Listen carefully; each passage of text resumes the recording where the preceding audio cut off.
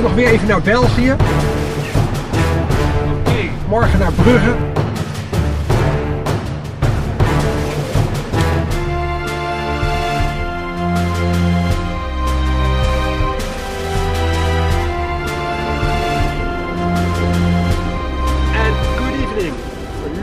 Episode of Cars and Minds. On one of the reviews about the Skoda Citigo, I read that someone thought it's nice to not only see the cars but also see the Lorsch, beautiful UNESCO World Heritage Site. And well, that's why I thought let's try and see if this also would be an interesting video. So, I'm in the Citigo again, and we have a 3-hour drive approximately ahead of us. The weather is great, and I must admit, I have corona. So, I'm tired, I'm sweaty, I have a bit of a fever, but I'm longing for a relaxing weekend. So, see you later, when it's hopefully dark, because that's what I really like, driving through the night in the darkness. Right, and here we are. Well, see you tomorrow. Bye bye. Good morning. Today we will visit Damme and Bruges, but first some history. In this map from 1621 you can see Bruges on the left, which is here. You can see Damme as well. And I'm here in Maldegem, south of Oudenburg. What you can see here is a region with islands and creeks, and this region was occasionally flooded by the sea. And that reminds me of Lindisfarne or Mont Saint-Michel, small islands in the sea that during ebb reach land, but during high tide are in the sea. But in this case, there were no monks who lived on an island across the shore. This land was sparsely inhabited, and due to the sea, the land changed dramatically. We know the Romans had a fortification here, but it is gone now. Other medieval villages also disappeared in the sea. What I want to focus on today is the golden age of the region of Bruges. Het Zwin, the tidal inlet of Bruges, was crucial to the development of local commerce because it took place over sea. Before about 1050, Bruges had direct natural access to the sea. Since then, gradual silting had caused the city to lose this direct contact. However, in 1134, a storm surge ravaged the North Sea coast and tore out the creek. This creek went as far inland as the neighborhood of Bruges, about 60 kilometers away. Bruges had a natural access to the sea again, which they were longing for. They immediately built a transverse dike at the far end of the creek. A fishing village grew by this dam. In 1180 the village became city rights. Bruges had dug a canal to Damme, and the town quickly turned into a dynamic transshipment port from all the goods traded by Bruges. Damme became the commercial outpost for Bruges and even Ghent. The period of growth, however, didn't last long for. By the end of the 13th century, the Zwin Channel began to silt up again. So Damme became a small village again. During the 18 Years' War, Damme lay in the front line and the medieval fortifications were demolished to make way for the 7 star-shaped ramparts of the Vauban type. This corner here at the outskirts of Damme is one of the last examples of the 16th century star-shaped shape of the old city.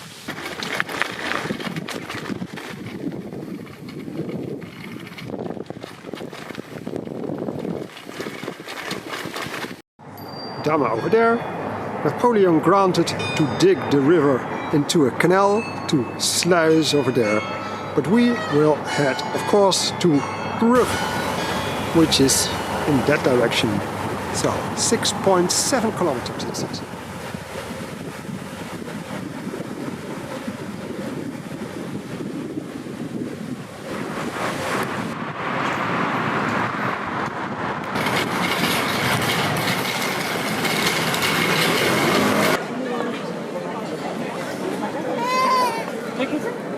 We are from the United States, Boston.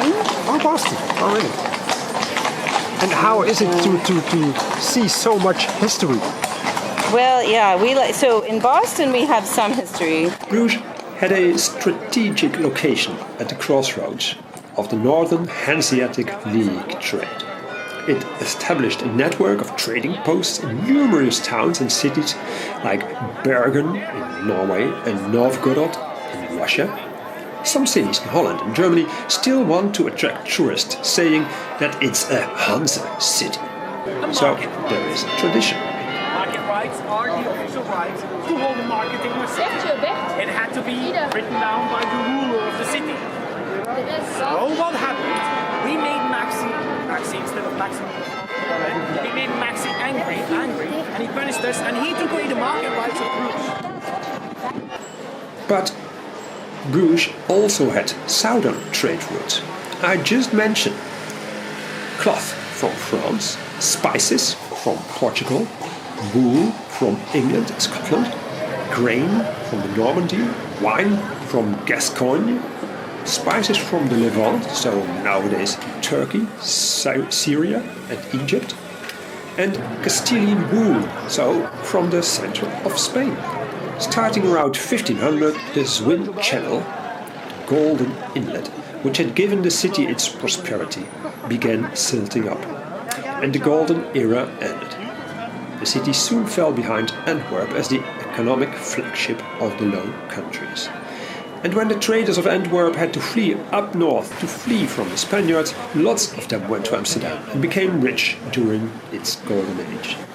Nowadays, Bruges Historic City Centre is a UNESCO World Heritage Site. Before returning to Damme, we're at a more silent place after all the tourists in the center. We're at the Begijnhof, which is a separate UNESCO World Heritage spot. And at the Begijnhof lived only women since the 13th century. They were called the Begijnen. They didn't want to be a nun, they didn't want to join the church or go into a cloister. Church wasn't happy, of course, but they still lived here together on their own terms. And even tonight, after tourists have gone, the gate will close.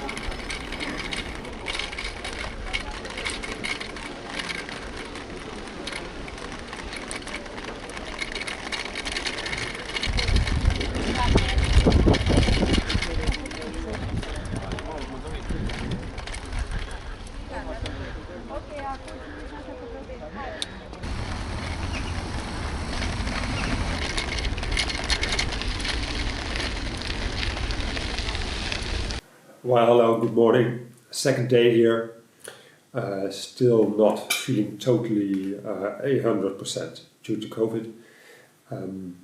But after returning here yesterday from Bruges and Damme, I enjoyed it there immensely. I don't know why. Totally gave me a pure holiday feeling. What are the plans for today? First of all, returning to Damme, because the footage which I shot yesterday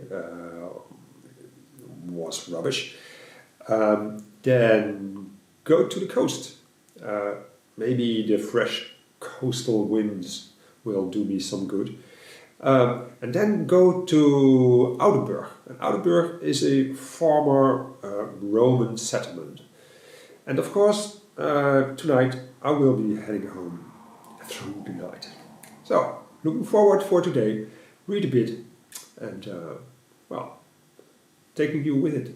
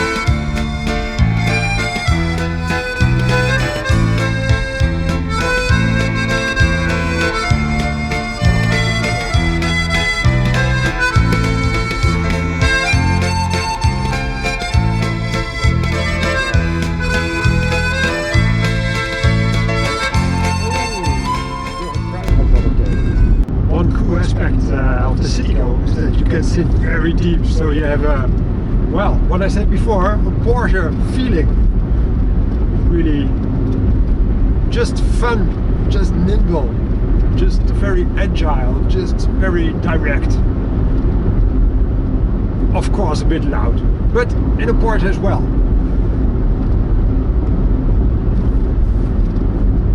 It's just fun. And economical as well. And spacious as well. Perfect.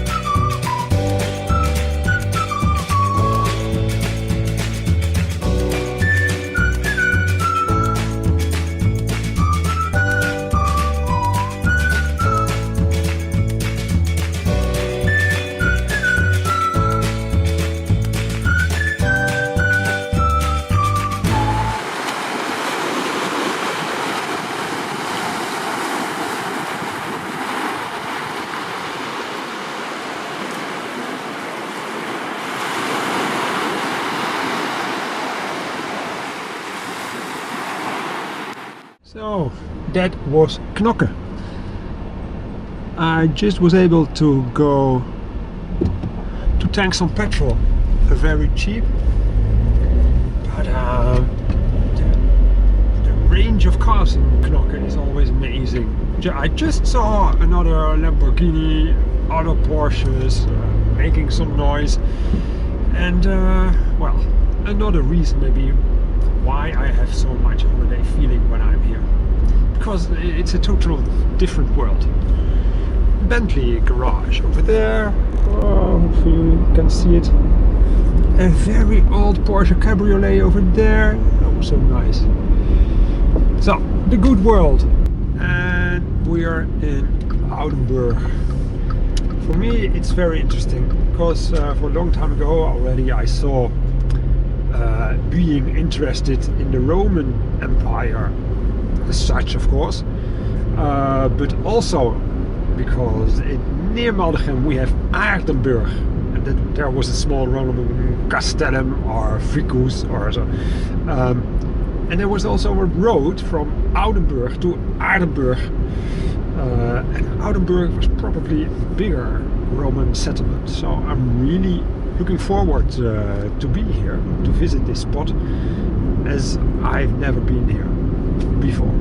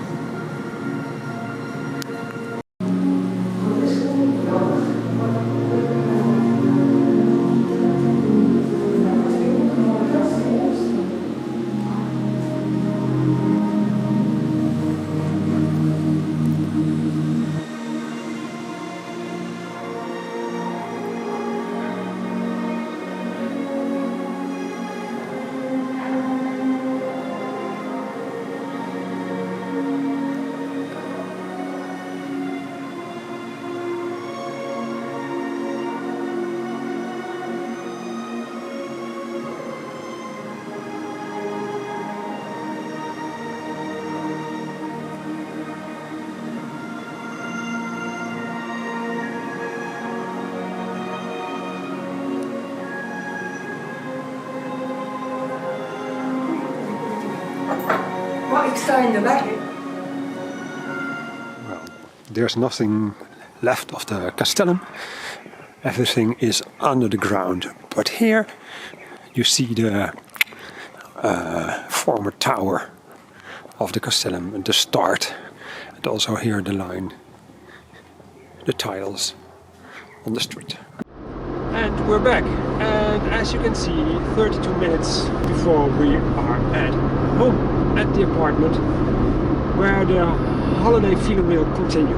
But I really have to say, it's very nice to go to such a local museum when it's not too small, which it wasn't. So I really can recommend it. I have a lot of probably water, it isn't, but in my lungs because of the COVID or so, and it does feel uncomfortable. So I want to get home, rest a little, have some dinner, and maybe at 8 or so I will head back to Holland. What a weekend! A couple of things I would like to say. First, I've just heard that this was the last warm weekend. Second thing, it's such amazing how I always return from those weekends in Belgium. It's like I wear a new blazer or so, a new suit. I feel so much more relaxed. Right, I'm always very curious in the comments, so if you like to write some comments down below, please do so. I hope to see you soon in a new episode of Glass and Light. That was it for now. Bye bye.